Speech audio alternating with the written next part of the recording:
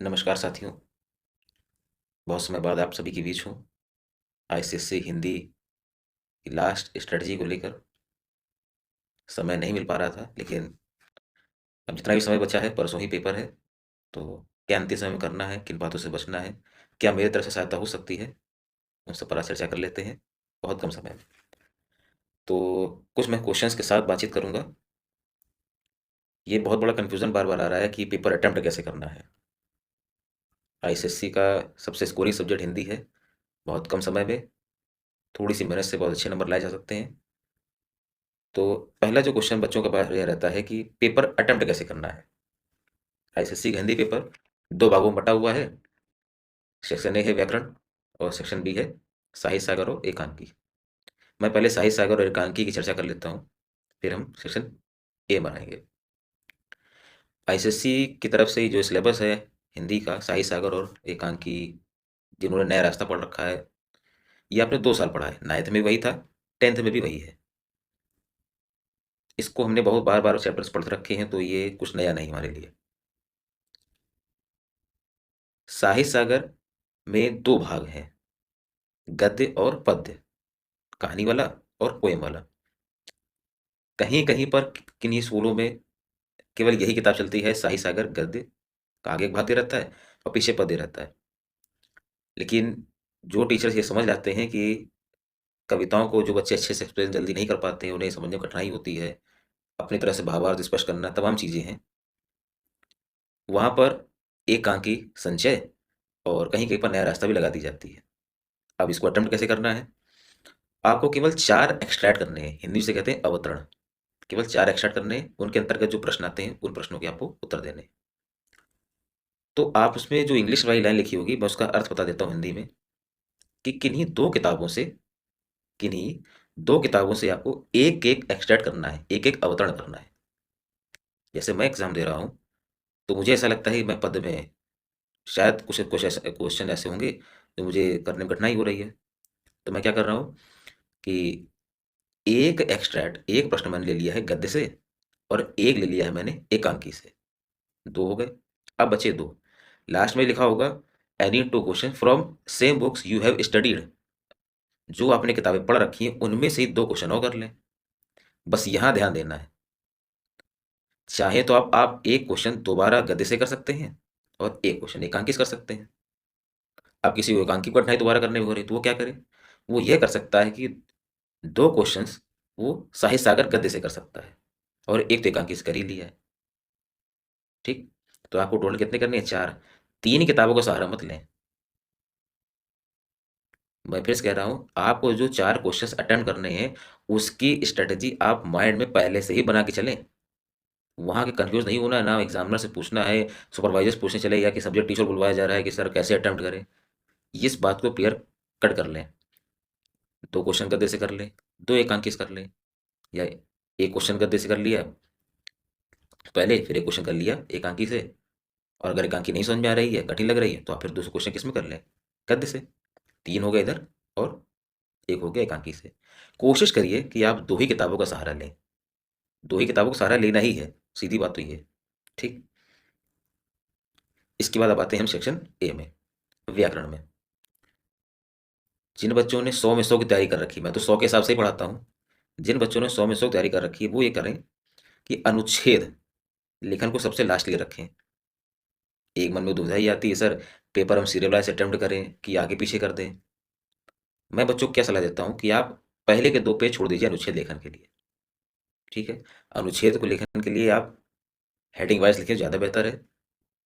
मौलिक कहानी है तो आप तो अगर बहुत अच्छा है, अपने भावों को पिरोना आता है, तो कहानी आपकी बढ़िया हो सकती है। मेरा सुझाव यही है, आप अनुच्छेद की तरफ जाएँ।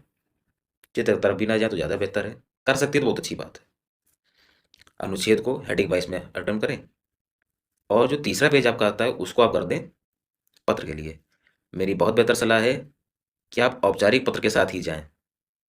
औपचारिक पत्र में पता, फिर जिसको हम प्रेषित कर रहे हैं, जिसके नाम लिख रहे हैं, उसका एड्रेस हो जाता है, विषय हो जाता है, फिर मान्यवर महोदय से लेकर आखिर तक अवधि वगैरह करते-करते पत्र नए पेज पर शुरू हो और नए पेज उसी पेज के लास्ट में खत्म हो जाए। नए पेज में नहीं जाना चाहिए। ठीक है? ये एक स्मार्ट स्ट्रेटजी है, ये सब चर्चा नहीं करते इस बारे में। मैं आपको बता रहा हूँ क्योंकि बच्चों 100 में 100 लाए थे पिछली बार, तो मैं उनका एक्सपीरियंस ये रहा है तो मैं आपके साथ साझा कर रहा हूँ। इसके बाद आपके एमसीक्यूज़ हैं। एमसीक्यूज़ बहुत सावधानी से पढ़ने हैं, क्योंकि ऑप्शंस लगभग हो सकता है सेम से मिल जाते हैं, तो जल्दबाजी में कुछ प्रश्न ऐसा होता है इनमें से कौन सा नहीं है, मैंने प्रश्न पक्का रखा है, तैयारी है, हम इसका सही आंसर पता, हमने फटाक से टिक मार दिया, पेपर बाद मैच किया तो उनमें से कौन सा नहीं वाला निकला था। इस तरह से गलती से बचना है। और फिर अपठित गद्यांश के लिए, अपठित गद्यांश में ध्यान रखिए, जो अगर शीर्षक पूछा जाए, गद्यांश का शीर्षक क्या है, टाइटल, तो उसे 4-5 शब्दों में, 2-3 शब्दों में ही खत्म करें। 3-4 लाइनों को शीर्षक नहीं होता है, टाइटल कहानी का 2-3 शब्दों में ही होता है। तो यह है पेपर अटेम्प्ट करने का तरीका। ये वीडियो आखिरी नहीं है, अभी कल तक जितना समय मिल पाएगा इंपॉर्टेंट टॉपिक्स लेकर सब कुछ कर सकते हैं। अच्छा, मैं 1 मिनट का समय लेकर आपको इंपॉर्टेंट टॉपिक इसी में इंक्लूड कर देता हूँ, नया वीडियो नहीं जाएगा। जैसे कुछ बच्चों ने पूछा है शाही सागर में क्या करें, एकांकी में क्या कर ले, लास्ट में कितनों ज़्यादा रिवीजन दे दें।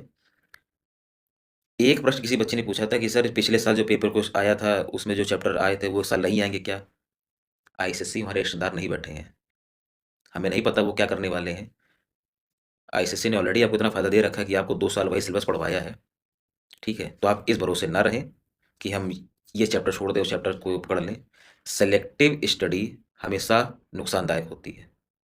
मैं बच्चों से बार बार ये कहता हूँ कि युद्ध में जब उतरते हैं, तुम्हारे तर्कश में बहुत से तीर होने चाहिए, सारे तीर होने चाहिए। हम सामने वाले को ऑप्शन दें कि आप किससे मरना पसंद करेंगे। कम समय में आप ये जान लीजिए, इन पर ज़्यादा फोकस कर लिया जाए। जैसे बात अठन्नी की है, कहा कि यह महायाग का पुरस्कार है, ये बहुत घिसे पिटाए चैप्टर है, सबने बहुत अच्छे से पढ़ रखे होंगे। आप फोकस कर लें बड़े घर की बेटी पर, भीड़ में खोए आदमी पर, भेड़े और भेड़िया आईसीएससी का फेवरेट चैप्टर है ये, और 2 कलाकार। बड़े घर की बेटी, भीड़ में खोए आदमी, भेड़े और भेड़िए और 2 कलाकार। ये गद्य में अच्छी तरह पढ़ लीजिए, शुरुआत चैप्टर आ जाएंगे तो बहुत ही आराम से आप कर लेंगे। हाँ, एक बात मैं और डिस्कस कर दूं यहाँ पर, जो आईसीएससी की पुरानी पहचान हुआ करती थी कि कीवर्ड पर आंसर मिल जाते थे, कीवर्ड पर नंबर मिल जाते थे, तो जिस तरह की बार-बार बात कही जा रही है कॉम्पिटेंसी बेस्ड क्वेश्चंस में, तो इस बार भी वो संभावना है कि जैसे 4 क्वेश्चन आएँगे, 2 क्वेश्चन तो कीवर्ड पे बेसिस हैं कि डायरेक्ट जो पूछा गया उसका आंसर दिया, फटाक से नंबर मिल गया। कम 2 क्वेश्चंस पूछे जाने की संभावना इस बात पर भी है, अपनी समझ के आधार पर। पेपर सेट करने वाला ये जानना चाहेगा कि अगर ऐसी परिस्थिति में आपके क्या विचार होने चाहिए। इसको तैयार करने का सबसे अच्छा तरीका है समरी पढ़ लें कहानी अच्छे से, और कहानी का सारांश, कहानी का उद्देश्य तो बहुत अच्छे से पढ़ लें कि ऐसी परिस्थिति में आप क्या विचार होना चाहिए, क्या आप इस बात से सहमत है या नहीं सहमत है।